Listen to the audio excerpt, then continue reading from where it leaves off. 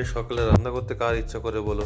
তাই পাড়ার মোড়ের দোকান থেকে গেছিলাম একটু ইডলি আনতে। ইডলি ফুরিয়ে গেছে, তাই দীপার জন্য নিয়েছি সেট দোসা, আর আমার জন্য নিয়েছি একটু রাইস, একটা ভেজ পোলাও টাইপের। আর সাথে এটা সেট দোসার সাথে একটা তরকারি মতো দেয়, আর সাথে সাদা চাটনি, কোকোনাট চাটনি আর রেড চাটনি। এদের দোকানের বড়াটাও খুব ভালো করে, বাট আমি ইডলি নিই বলে বড়াটা নিইনি। রাইসের সাথে অনেকে বড়া খায়, বাট রাইসটা খুব ভালো করে দোকানে, আর সবথেকে ভালো করে তরকারি আর সেট দোসা।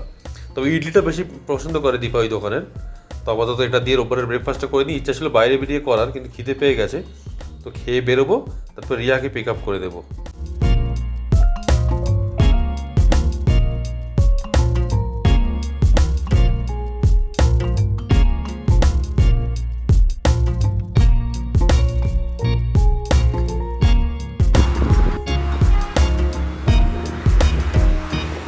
আমরা ঘুরতে ঘুরতে রবিবারে বাইরে খাবো বলে চলে এসেছি।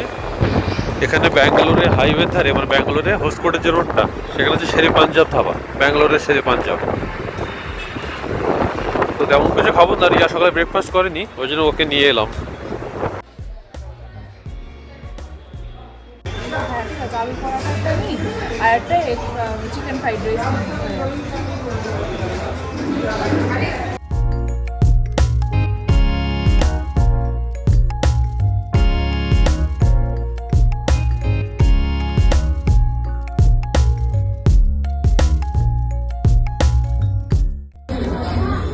আমাদের অর্ডার চলে এসেছে। আমরা নিয়েছি চিকেন ফ্রাইড রাইস,